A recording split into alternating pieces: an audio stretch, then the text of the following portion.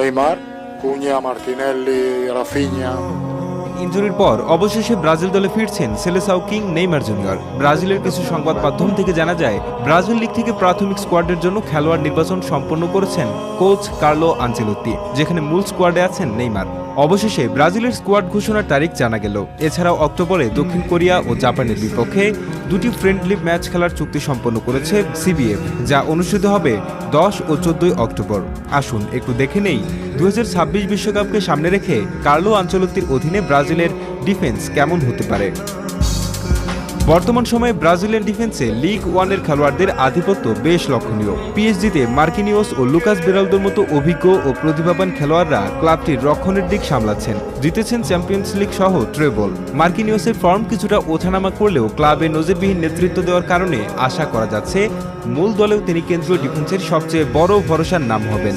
অন্যদিকে ফরাসি আরেক ক্লাব মোনাকোর রাইট ব্যাক ফান্ডারসন এবং লিলের আলেকজান্দ্রো ব্রাজিল দলে মার্কিনিওসের সঙ্গে জুটি বাঁধতে পারেন। এই দুজনের অ্যাটাকিং নেচার ব্রাজিলের খেলার গতিশীলতা বাড়াতে সাহায্য করবে। ডান পাশ থেকে আক্রমণের গতি ও ডিফেন্সিভ কনসিস্টেন্সি দুটোই বজায় রাখা তাদের মূল কাজ হবে।